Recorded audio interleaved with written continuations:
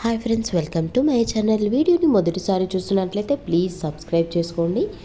ఇక వీడియో ఏంటి అంటే పీరియడ్ సమయంలో స్త్రీలు తెలుసుకోవాల్సిన కొన్ని ముఖ్యమైన విషయాల గురించి మనం ఈ వీడియోలో అయితే చూద్దాం. అయితే పీరియడ్స్ వచ్చినప్పుడు సాధారణంగా చాలామంది అయితే స్నానం చేయకుండా ఉంటారు.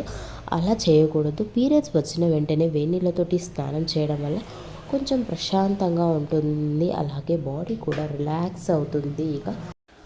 అప్పటి వరకు ఉన్న కోపం, చిరాకు అంతా తగ్గిపోతూ ఉంటుంది. కొంచెం రిలాక్స్గా ఉంటుంది, నిద్రపోవాలనిపిస్తుంది. అలా చేస్తే అయితే చాలా బాగుంటుంది. చన్నీళ్ళతో స్నానం చేయడం కంటే వేనీళ్ళతో స్నానం చేయడం చాలా మంచిది.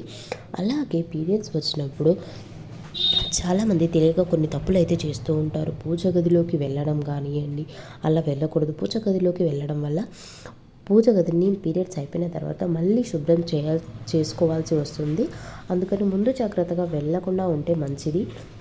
అలాగే తులసి కోటను అస్సలు ముట్టుకోకూడదు. తులసి తల్లిని లక్ష్మీదేవి స్వరూపంగా భావిస్తారు. అలాంటప్పుడు లక్ష్మీదేవిని మనం పీరియడ్ సమయంలో అసలు ముట్టుకోకూడదు. అలా చేయడం వల్ల తులసి చెట్టు ఒక్కొక్కసారి ఎండిపోవడం కూడా జరుగుతుంది. దానివల్ల మన ఇంట్లో అశుభ సంకేతంగా మనకు తెలుస్తుంది. తులసి చెట్టు ఎప్పుడు కూడా ఎండిపోకూడదు, ఎప్పుడు అది పచ్చగా ఉండాలి.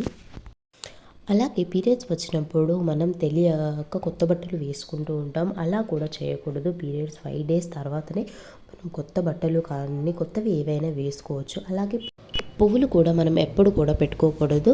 అలాగే పీరియడ్ సమయంలో మనం దేవాలయాలకు కానీ గుళ్ళకు కానీ ఏదైనా చిన్న చిన్న ఇంట్లో చేసుకునే ఫంక్షన్స్, దేవుళ్ళ ఫంక్షన్స్ కానీ ఏదైనా కథలకు కానీ వెళ్ళకూడదు. అలా చేయడం మనకు మంచి జరగదు. అలా చేస్తే మనకు చెడు జరుగుతుంది. అలాగే ఇలాంటి సమయంలో మనకు చాలా కోపం ఎక్కువగా ఉంటుంది.